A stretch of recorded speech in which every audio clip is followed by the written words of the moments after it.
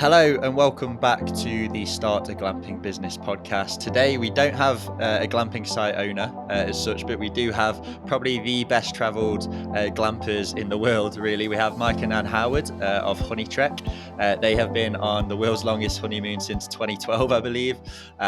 They've stayed at over 200 glamping sites across the world, and they have written the first book on glamping in North America called Comfortably Wild, which I would strongly recommend, and there'll be links to buy it at the end of this episode, basically where they detailed all the glamping sites they stayed at across North America, and it's definitely worth checking out, and it's formed a big portion of the questions that I'll be asking them today. So Mike and Ann, welcome to the show. If you could just give us a bit of a background to yourselves, how you met, and then the journey you went on and how it led to Comfortably Wild. Yeah, totally. Well, thanks for having us here, Nick, and everybody listening in. Nice to meet you guys and see you. I'm Mike. I was born in Pennsylvania. My wife, Ann, born in California. We both met playing volleyball in New York City. And then in 2011, we got married and decided for our honeymoon, we wanted to go big and kind of check off everything we could on our bucket list. So we made a long scrap of paper with all the places we wanted to go. And we bought a one-way ticket to Brazil in January of 2012 on what was going to be a one-year honeymoon around the world. And we have been going, we haven't had a home or an apartment a single day since Jan 2012. So we travel 365 days a year. Glamping is definitely our preferred way to stay. So we've been doing that professionally and writing about it since March of 2012. Yeah, HoneyTrek is our what started as a travel blog to kind of keep in touch with family and friends, has evolved to be a full content business for us. We wrote a book for National Geographic, was our first book about couples adventure travel around the world. But then a theme that struck, called Ultimate Journeys. And quickly, as a young couple looking for romantic places, but who also loved adventure, and nature, exactly, connecting with the outdoors, we discovered glamping. And really, the first camp we went to in 2012 was Eco Camp Patagonia, and we're like, wow, if we could be trekking all day, kayaking amongst icebergs, and then come home to this gorgeous space, and then have a hot meal and a glass of wine to kind of soak in that special experience, we're like, we were hooked. This is for us. And so then we just started to seek out more and more glamping experiences on our around the world honeymoon, and have found it to be our absolute favorite way to stay. And what is it about glamping that you particularly love so much? I think it is that pairing of connecting with nature, but I think there's a personal side to glamping that it really resonates, and it was a theme within Comfortably Wild for sure, is that it wasn't just a place to lay your head. It wasn't just about how pretty a space could be. It was the way it made you feel and the experiences you were having. So the experiential travel element of glamping, as I think, what really sets it apart. And to me, and as we'll talk about when we dive into the book, it was the properties that made it, and what made it so special for us was the proprietors, right? The owners of these properties have such unique stories, and they are stewards of their land. And their land could be a farm in Oklahoma, or it could be a bear sanctuary in Alaska, but they want to connect their guests with that land beyond, like Ann said, beyond just the Instagrammable tent. They want to give you an experience that you can't get at a big box hotel, or even on a tour if you go to visit that same bear sanctuary, as if you're sleeping there, you're living there, you're smelling it, you're in the nature, but still with those little bits of luxury to just make it more approachable and easy for the whole family or for both sides of the couple. I think they are big dreamers, just like we were. We're doing something a little off the beaten path and going against the grain to what is normal. It's not just, providing the needs of a basic lodging accommodation. It's these people who had a dream to share something, and they've really oftentimes risked a lot to bring that dream to fruition, just to share it with other people. So I feel like there's a human side of glamping that is really important. I think what really shines through throughout the whole book is, that there isn't auto camp, under canvas, getaway included in the book. It is very much smaller operators who are often, local and really have a deep understanding of the area, and are offering experiences that a lot of the time aren't scalable. You just won't be able to implement it if you were an auto camp. Now there are certainly little things that prospective operators can pick up and probably can apply to their larger glamping business. But there's also, a lot of it I think will be really useful for people listening to this who are maybe just wanting to do one small site in the area that they know really well. And it really does lean on, a lot of the experiences leans on the culture and the surrounding location of the glamping site. So I think that's one thing that really does shine through and sort of is important to focus on, as well as the larger resorts and operators that we quite often cover here. So you decided to go on the honeymoon. What actually prompted you to write the book that became Comfortably Wild? It was, well, one, we got approached actually. So Falcon Guides is we were writing for glamping.com since 2012. They were one of the OGs. We used to do most of their glamping content as we were traveling around the world before Comfortably Wild was even, a glimmer in our eye. And like we were writing the National Geographic book, and we were staying at these glamping camps, writing about it for glamping.com. And then Falcon Guides, who published Comfortably Wild, they noticed that we were doing a lot about this topic and that this was a very amorphous topic. It's still confusing to many people today, to be honest, but it's the idea that no one could quite put their finger on it. Is this trend, glamorous camping, and what does that even mean anyway? It's such a funny word, and no one had really done it in, not that this is a very scholarly book, but we tried to give some weight to it, to be like, what are the origins of glamping? Because it's not just when the word came to be, which is in recent decades. It goes all the way back to nomadic people and bringing their homes with them and setting them up. And royalty who was doing it, moving whole kingdoms around and bringing all their finest things. So there's a much deeper origin to glamping than people realize. So we tried to dig into that, from like the history of structures to nomadic people to then what is this craving that we all are having in the 21st century to get back to nature? And, what is the importance of that? Why does this actually matter more than just like an all-inclusive vacation? And what the sort of healing and, curative properties of glamping, if you want to get heavy about it, nature is medicine for a lot of people, just to be able to like reconnect with yourself and the people you love in the simple surroundings of the great outdoors has real weight to it. So we wanted to give glamping the credit and attention it deserves and formalize it from, it's this funny little word, glamping, and that sounds so trendy. We're like, no, it's not trendy. It's actually got some real lovely core principles that should be a model for all types of travel is meaning, really. And when Falcon approached us to write it, we said, okay, like, let's talk about this. What's the time frame? When do you want to publish the book? And they were like, well, we're hoping you guys can have the book done in around 8 to 9 months from today. This is us on a Zoom with them. And we said, that's not enough time, because we don't want this book to just be us emailing the most beautiful camps, or any camp, even a lot that we include in the book, and just saying, send us your photos, answer this Q&A about what activities you offer and why you started your camp. We wanted to personally visit them. So we bought this 1985 Toyota camper called Buddy, which if you go on our Instagram, or YouTube channel, you can see him driving around the country, because we wanted to drive to each of these glamping camps, as many as we could. We made it to about 80% of the camps in this book. We personally visited, stayed multiple nights, interviewed the owners, tried the food, tried the activities, because we didn't want to just like have it be the prettiest ones. We wanted to bring that heart to it, that heart and soul. Or that what was happening was there were more and more lists about the best glamping places, and they were the same places again and again, and they were all the same photographs, and you're like, these people aren't even going there. Like, it just felt very manufactured, and we're like, there is a lot more to uncover on this topic, and we're going to need the time it takes to do this properly. So it became a multi-year journey, and one that, It took us 2 years driving around North America. We drove Buddy to 3 countries. 9 countries, so 9 including countries some total. flights. 3 of them we drove to, and then the other 6 we flew or took buses through Central America to visit.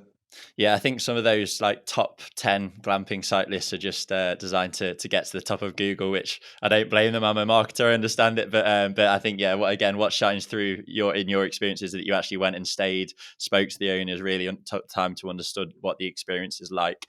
So on that, you said the book took about 2 years.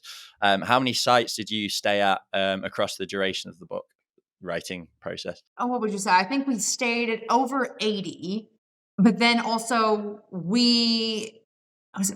than 80, because we didn't include everyone in the book. That was the whole thing. It's like, we were never promising like, oh, give me a free night stay, I'll put you in the book. That was not the deal. Like, it really had to to stand out and deserve its spot. So yeah, there were some that should have been gimmies, to be honest, that were on those top 10 glamping lists. And we got there and we're like, this place just doesn't have the heart. It doesn't have the substance that we're looking for.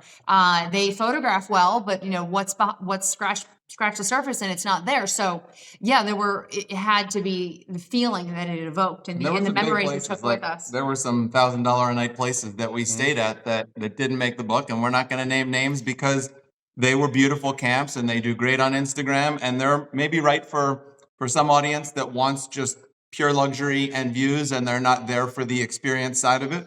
There are great places for them, but that's not what we want a Comfortably Wild to be. So some of those places didn't make it. So it's not like, just because you were fancy and Instagrammable, you made it in there. And yeah, so we've stayed at about 200 glamping properties around the world, but to write this book, it was somewhere around 80 that we personally visited. We honestly vetted a lot, right? We're moving in a car from the 80s at, approximately 45 miles an hour. We had to be fairly intentional about where we went. So we had generally a very good feeling about this is our kind of place. But yeah, I didn't guarantee it because you can be something on paper that you're not in person. Hi everyone, Nick from Glampitect North America here, and I've just got a very quick message to announce some extremely exciting news. Since launching in July 2022, Glampitect North America has made a name for itself in the North American glamping industry. We've consulted on over 40 glamping projects, accumulated over 47,000 podcast downloads and plays, and we're now ready to take the next step. And with that, we're absolutely delighted to announce that we're beginning the process of developing our own glamping projects. We want you to be involved. There are more details to come, but for now, we're taking expressions of interest from prospective investors. We're so excited to get this going. It's been a long time coming and we can't wait to get you involved. So all you have to do is fill out the form in the description of this episode and we'll be in touch with more information very soon. We can't wait to hear from you and we'll speak to you soon. Bye-bye. What's it like actually living from glamping site to glamping site over a number of years? Obviously you're naturally quite nomadic people. It comes easily to you, but is there anything, did you ever just wake up one day and think, I'll just get a hotel or an Airbnb at some point, or was the enthusiasm still there on day 700 as it was on day one? Well, you can see this beautiful house we're in right now. We're actually doing a house sit in Boise, Idaho, because we knew this interview was coming up and we're doing some of our glamping consulting calls while we're on strong Wi-Fi. So we mix it up a little like that. Buddy the camper, he's only 21 feet long and he's 104 square feet total, including bathroom, kitchen, living room, and our bedroom. So he's tiny. But to us, that coming from we were literally in a backpack for 5 years. We just had the backpack on our back and a little tech bag on the front. So moving into the camper, like my mom says, was you're the only person who's buying a camper would be settling down for. But upgrading your amount of storage. But I would say to people thinking about doing it's way easier, safer, cheaper, more friendly, more fun. No matter how cool you think it looks on Instagram, it's cooler. Yes. Are there more bumps that you don't see on Instagram? Being nomadic and also going from camp to camp. There's always going to be little struggles. You throw a tie rod, the head gasket on your engine blows and you got to get 1,000 miles to Newfoundland, which happened 2 months ago. Which was a funny Instagram story if you watch that reel of me rebuilding this in Tornado, West Virginia. But it's all about that adventure, right? And it gives you stories to tell. And then also that, we aren't glamping every single night. We mix it up. And I would recommend that to a diehard glamper or somebody who's oh no, I'm a 5-star hotel kind of gal, or I'm an outdoorsy tent in, hiking camper. Variety is absolutely the spice of life, and it also gives you perspective. We've done some super budget things and some wildly fancy things, and it's that perspective that makes you appreciate them. So if you was all the same all the time, you lose that zest. So I think we challenge ourselves in our travel choices to earn it sometimes, or reward ourselves sometimes, or so yeah, I think it's all about mixing it up. Mm-hmm. And moving on to the sites themselves, obviously there was some kind of filtering process between the ones that you chose to stay at and the ones that you chose not to, the ones that you stayed at and should include in the book, and ones that you stayed at that didn't include in the book. For the ones that did make it in the book, and particularly the best ones, some of your favorite ones, were there any common themes across those sites that in particular you think that might be replicable by prospective operators moving forward? Well, I think to back it up one level was just defining glamping. So it's, it had to be one, this connection with nature. To us, it had to be a freestanding structure, like if an eco lodge that had glamping qualities, but the rooms were all back to back, like that didn't count to us. 10 rooms in one structure, we wouldn't call that glamping. Yeah. And then this, the human side of it, the proprietors were important. An element of creativity. That it wasn't just, the standard glamping tent, and that it had some element of like style and specialness. And activities too, like having something to do. Like that is one thing that we're very active people. Not always. We do like to sit and read a book and sit in a hammock for a few hours during each stay. But I don't want to have a 3-day stay with no activities. Everything's off site. Like to us, it's important that it goes beyond the tent, right? Because a tent can be totally beautiful and Instagrammable and a wow factor when you get there. But if you want the guests to stay long, come back as repeat visitors, feel welcome there, have fun there, you've got to have some on-site activities, hikes, ways that you're going to connect them with the land, because they can stay in that dome or a treehouse anywhere. But why is your land special? What are you offering them? And a lot of people overlook the simplest, silliest things to them, like feeding the goats in the morning, or just going for a hike around the property because they lived there, they grew up on that farm, or they grew up in that forest. So they don't think there's a wow factor. But your guest who grew up in a city and has only gone on a couple hikes and doesn't know what a pine forest looks like, to them, that's like incredibly wow. If you present it in such a way. Yeah. So it's how are they the host, it's how they're presenting what they have to offer to make you feel like you're in on something, that there's this like element of exclusivity, and that you feel like you've had this invitation into their world. That I feel like it's that feeling that you give guests, is that there's no place else like this. And that's largely comes down to what's their story and how are they sharing that with people. And another thing that kind of differentiates all these properties in Comfortably Wild, and to us, just like a good glamping camp or a good boutique hotel destination, is when the owners and the property, when it's thoughtful, like when they're thinking about you, when they're welcoming you. Anne loves to say thoughtfulness is the new luxury, because gone are the days where you could just have the most luxurious sheets and the best food and retain that guest as part of your business's family and have them come back as repeat guests. They want to feel that personal touch. They want the little welcome sign. Welcome, Mike and Anne. So glad you're here. Here's a bottle of wine. Or a sign on the door. Even a simple, we did this, maybe we'll get into it when we talk about our favorite properties, but a little chalkboard, with your name, so you know which tent is yours. Just little touches like that, some local wildflowers in your room that show you that they're thinking about you, that they're welcoming you, and it's not that you're not just a number, that you're not just cool. There's a personal element that I think is what sets the best camps apart. Hey Glampitect listeners, this is Jacob from EJH Distribution with a quick message about our company.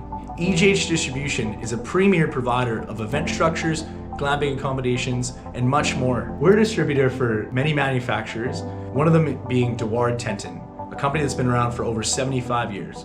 You may have seen some of their products at the glamping show the past couple years, one of them being the Oak. The Oak is a tunnel tent made of polycotton canvas with an aluminum frame. It sleeps between 4 to 6 guests and is perfect for a family unit on your campsite. We also offer other products like geodomes. These are also made of a breathable polycotton canvas with a large bay window and a beautiful front awning piece. One of our other premier manufacturers is Tubo of Spain, which is a cylindrical modular glamping accommodation that provides 360 panoramic views and turnkey options. Perfect for places that have big open skies where you can enjoy a night view.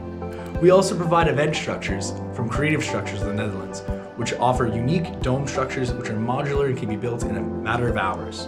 Perfect for weddings, hosting spaces, and much more.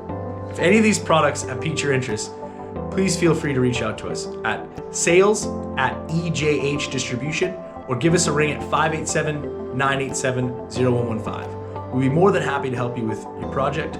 There will also be a link to our brochure, our virtual showroom, and much more in the description below.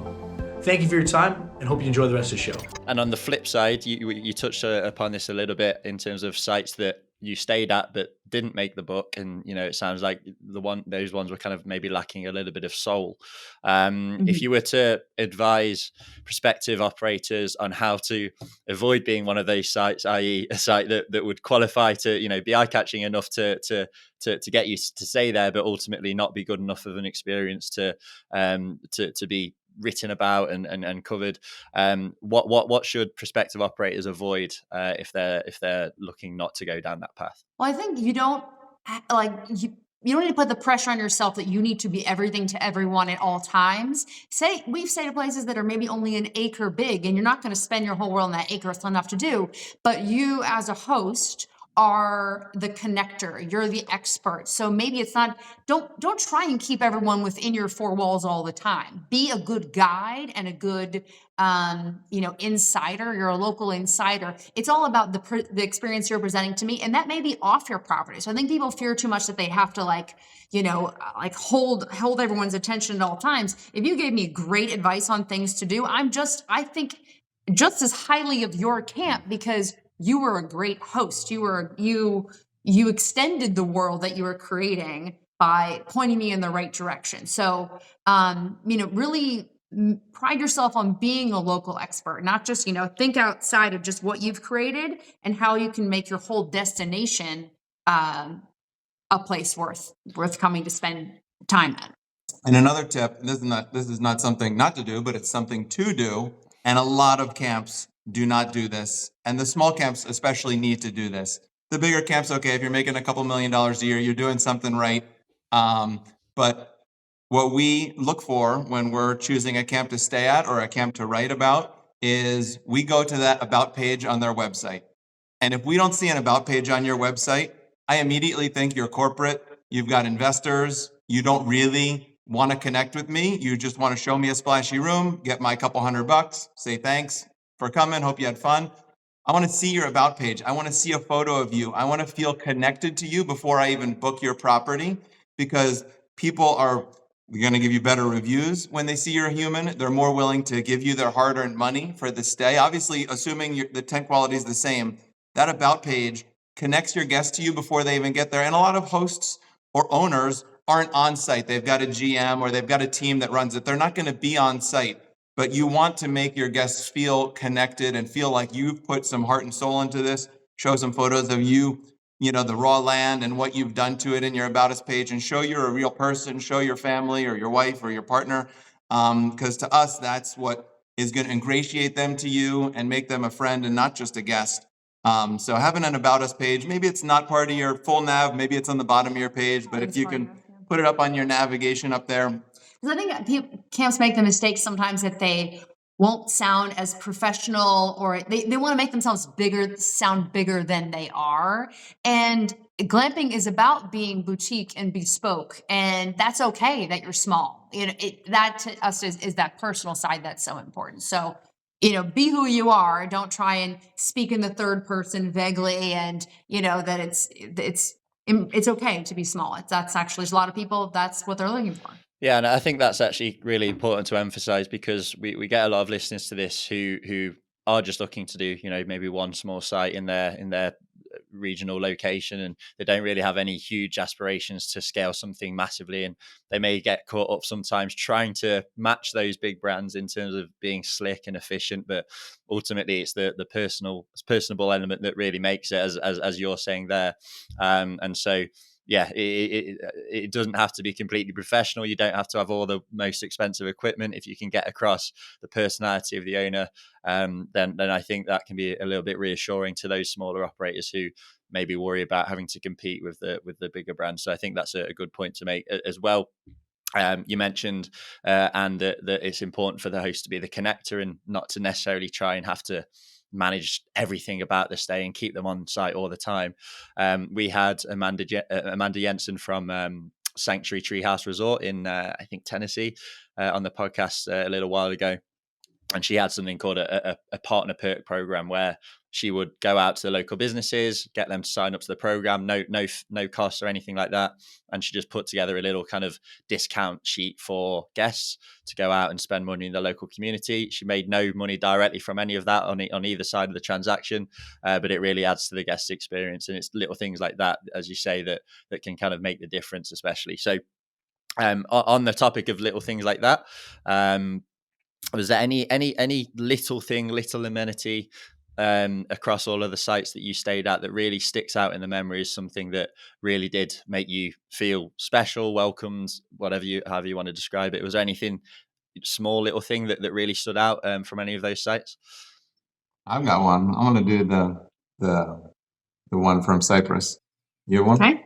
So one of the ones that's just sits in both of our hearts, and a few camps we've stayed at do this, but not enough. And I think it's something that every single camp listening to this, whether you're a single person with, one tent in your backyard, or, our good friend Sarah over at, Under Canvas or an auto camp who's got, hundreds of units across the country, is having a nice guest book in each room, and not just a book that says, leave your name, the date you were here, and what state you drove here from, because that's boring. I want to see a couple paragraphs from the owner in the beginning of that book, like maybe a nice leather-bound book or just something with a little meat to it that feels like a journal. A couple paragraphs welcoming them to the property, maybe sharing a story, a little personal anecdote or something that they love about the property, and inspiring the guests to leave their own little journal entry about something they felt on the property, something they saw, an interaction with an animal, an interaction with another guest, A tip memory they might want to pass along to a the tip next they guest. might pass to the next guest. There's this secret hammock that you've got to find. It's not on the map, but it's down by this river rock. And that kind of thing, to me, one, it gives me some really fun stuff to read while I'm there. Two, I see the emotion of these past guests, and it makes me even more emotional about this property. So it really draws you in there. And then from an owner's perspective, you're going to learn so many things that you won't see on the TripAdvisor or Google.com review that you'll read in this book, that you'll learn about your guests. You can use them on your website, without naming names. But you can really get a deep dive into this guest experience, and it's a $10 thing for each of your rooms, and it'll last forever because no one's going to walk away with a nice guest book of these memories. And we, like a lot of our clients that we advise to do this, 6 months later, they call us up or they'll Zoom us, and they're crying, reading us these entries from their guests. And it's things they never knew, because no one's going to tell that to your face. But it's just been such a touching way to dive into the guest experience and make some tweaks of things that are pain points and go in the direction of things that really resonate with your guests. And it's just been, I don't know, not enough camps do that. We always advise people, it's such a great way to connect with your guests and your, and your future guests. You have a little amenity that, yeah. Are you tearing up from reading all the guests? No, so it's that element of that it wasn't, they knew I was coming, that I feel when there are those little personal touches of a handwritten note or something that, is a little tip to something to make my stay a little better, right? So this is a small little detail, but when we stay to some place and it's maybe it's a simpler tent, there's not heat or whatnot, but if there's no heat and a hot water bottle shows up in some cute fuzzy little flannel thing, and it's that experience went from a level 2 to a level 10, because I was oh wow, they thought about my well-being. I've got this little luxury amenity that I can now cuddle up with and make my whole environment a little cozier. That's such a simple detail that feels so bespoke, that you're wow, it's just, it's that thoughtfulness. And that was literally cost them nothing. So little ways that you can help enhance someone's stay, or say, for example, it would be we were staying at Luna Mystica, and they're in New Mexico, and they're, connected to this brewery just down the way. And it was we invite you to a drink to come, to experience the camp. Well, then it turned into a night of Southwestern line dancing, right? But it was just that little nudge to get out there and that little like gift of like, welcome. We want you to like toast your arrival, go see what we're about. And that, just sort of that Power of suggestion. Yeah, power of suggestion can go a long way. Mm-hmm. Great. And you are, I can't imagine there's anyone who is better traveled in the glamping world than you guys. You must be the most traveled glampers. You must be the people that have stayed at the most glamping sites. You've obviously picked up a wealth of knowledge that you are also applying to a glamping consulting business now. And we'll get onto that in a little bit. Has the thought ever crossed your mind to go out and buy a patch of land and just do it yourself? It crosses our mind all the time because we love doing it so much, and like we just love the community, we love the guests. And to anybody thinking about starting a camp, I just want to reiterate, two things. Number one, if you're thinking about starting a glamping camp, I want to see you have 5 or more glamping stays under your belt before you buy that first tent or buy that piece of land, because you're going to learn so much about glamping from just doing it yourself and meeting the proprietors and staying in different structures, that you're going to look at glamping in a totally different way than you do right now if you're just scrolling through Instagram and seeing beautiful photos and looking at how much the tent's booked for down the road, or looking on Airbnb. Because that experience, that connection with your guests and for us with the owners, is something really deep and special, because you're kindred spirits, you're lovers of nature, you're lovers of, the finer things in life, or just getting back to the simpler things in life. So to me, there's a little tangent, but it's like, that is a really important part of glamping. And for me, as a guest or an owner, equally as important as making money from this business. Because if you have that connection to your guests, the money's going to flow. But if you go into it thinking, oh, this is great, I can make $5,000 a month because my friend is doing it down and he's got 2-3 tents and this could be my retirement, that's not the right reason to get into glamping. You want to get into it for that connection to your guests, to your land. And if you do that, the money will flow. Like, the money will come. You'll be successful. If you're not a people person, it might not be the best thing to get into, because people want that experience. Long way of saying we've thought about it for sure. And I think it is probably in the cards, but not in the next 5 years. It's more of like a lifestyle business. We travel, we are professional travelers who like love spreading the gospel of glamping. And that's like part of what we do, is like to be out there and trying new things and keeping up on trends. So that's really more as like travel journalists, is who we are first and foremost. And we're on team glamping to be like, yes, world, go out and glamp more. So it's probably better for you all that we just keep traveling and glamping, but down. Not that our camp would be that crazy. No, that wasn't meant to be threatening at all. It was more that like, we want to keep learning things and sharing them with them. So we're not at that point. We have itchy feet. We can't sit still. We can't just like pick one place and stay there. But meanwhile, I take this antidote to when that we do want to slow down. And something I think about is someone who hosted us many years ago, who was it was an Airbnb situation where he loved, and it was a room within his house, right? So I was like, why you have this crazy list of people coming through in and out of your house all day? Like, why do you even do this? He was studying to be a dentist, so he like could not leave. He was just in his books all the time.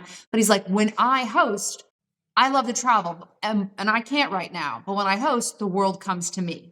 And he said, the people I have met and the friendships I have made and the connections I have around the world are incredible, because I am a host. And someday I will go out and collect on those things. I kind of feel like it's the reverse for us. We're out there, somewhere wild oats, and then, someday we'll come back, and we can't wait to meet our guests, and we can't wait to invest in that land, but it's just not right. And when you do, I'm sure you'll absolutely knock it out of the park. And I'm not going to ask you to give away what would be your complete playbook here, but is there anything in particular that you would take from all your travels, if you could generalize it, and put into a glamping resort or resort may not quite be the right word, but a glamping site that you would be doing yourself? Is there anything that you would bring from those travels into that business? One big thing that we've been focusing more on. So HoneyTrek has been around since the early 2011, that we've been writing about travel. And when we kind of hit 10 years of doing this full time, and it's our only source of income is writing about travel and glamping,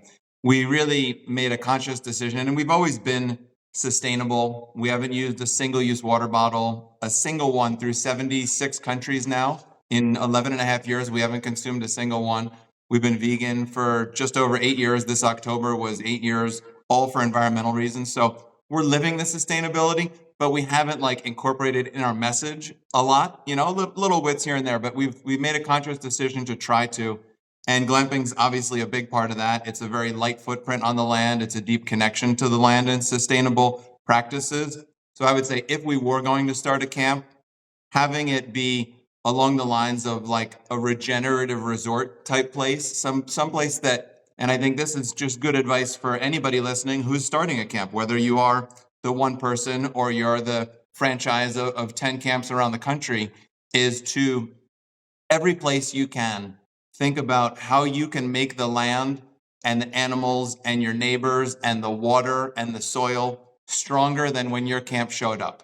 Some ways it's not as possible as others, but we all need to really do our part to make our properties and inspire our guests to see that we are running this business, making money from it, but protecting this land. We're composting, we're recycling, we're using solar when we can. We're not polluting the river systems with agricultural runoff. Like, we're doing all these things that we possibly can, and we're using your money to plant native species and get out invasive species and all the little things that we can do as business owners, or you can do as business owners. Your guests are going to learn from that. They're going to be inspired.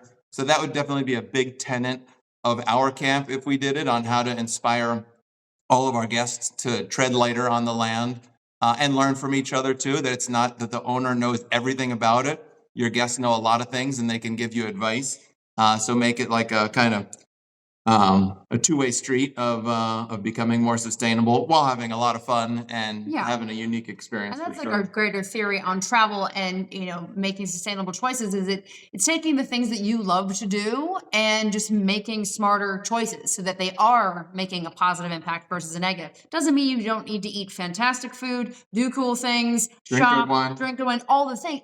It's making better choices, and glamping has a real chance to set the right example of what travel can be, because big box hotels and massive cruise ships are not sustainable. But glamping is, because it's built on the principle of treading lightly on the land and working in harmony with your surroundings. And that also goes to community. And I feel like, you had a question earlier that I was like, oh wait, I have a big piece about that. But is that you are not an island, and your camp, usually they're in rural places who don't understand really what you're doing.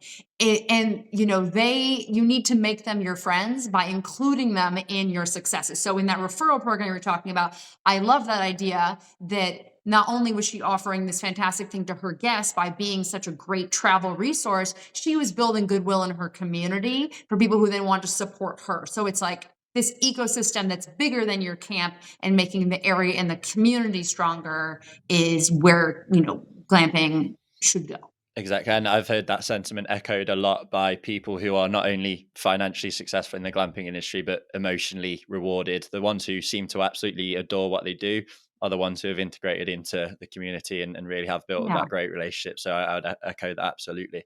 Now there are a fair few consultants in the glamping space. A lot of them maybe are thinking from the owner's perspective, and obviously you are, when you offer your consulting services, you obviously are thinking from the owner's perspective. But I think the value you guys provide really is from understanding what it takes to be a glamping guest.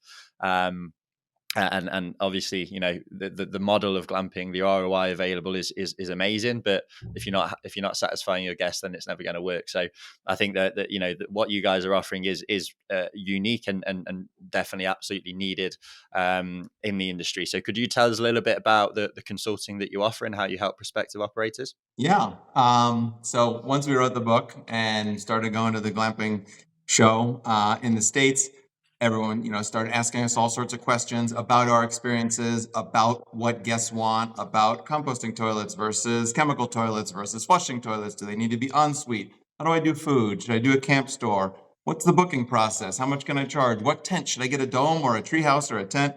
So there's just so many questions coming at us that we decided to formulate this into basically a course, but none of it's pre-recorded. It's all one-on-one on Zoom, just like we're doing this podcast.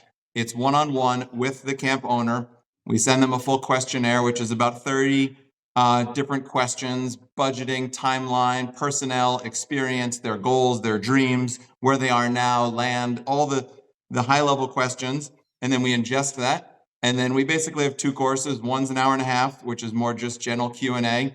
And then we have a 4-hour course where we dive into about 25 different chapters, all the different pieces that make up the guest experience side of a glamping camp. So we don't do financing and permitting, zoning type things, which are so regional anyway. But we want to basically help people take whatever their glamping dream is. If it's just to have 2 tents in their backyard for their friends to come over, or rent it on Airbnb, all the way through to, I want a $4 million a year business with 8 properties around the country. We help bring that idea to reality. We're with some clients we've had for 4 years where we're just with them the whole step of the way, and we're just always a phone call away. We kind of consider ourselves their glamping guardian angel on the shoulder, and we dive into marketing, SEO, building an Instagram. We've got 400,000 followers on social, so we give tips on how to get your social media following, how to work with influencers, which is what we do for a living. Yeah, that's kind of like where we're a little different is so we're coming at it from this intense guest experience side, but then also you can have the best guest experience, but if you don't know how to get the word out on that thing, well, then it falls on deaf ears. So we talk about brand building to get, your social media presence up, to then what is your story and what are you pushing out there? How to work with influencers to grow your following, how to attract the press, because that's originally where we do come from in our professional world. So that's that element of it that gets left off. You made this perfect camp, and then now what? How do people find out about it? So we try and position them for the long-term success of building the thing and seeing it to its full getting the attention it deserves. Okay, and so the website, the link to that will be in the description. Is there any email addresses that people can email if they want to hear more? Yeah, if you just email glamping at HoneyTrek, honey like a honeymoon, HONEY, and trek, TREK, like a long walk around the world.com. So glamping at honeytrek.com will reach us with any glamping questions. Same on social. If you ping us on Instagram or Twitter or YouTube, we'll reply to any glamping related questions there. Fantastic, guys. It's been an absolute pleasure. It's obviously really interesting hearing all about your stories, but I think there's a whole load of value in what you've just said to our audience, both those who want to start something big and those who want to start something small. And I think particularly the latter will really appreciate this episode. So thank you again. I'm sure we'll be having you on when you start your world-beating glamping site in 5-10 years' time. But until then, thank you very much, guys. I love it. Thanks, Nick. Thanks to everybody for listening, and we will see you in the woods.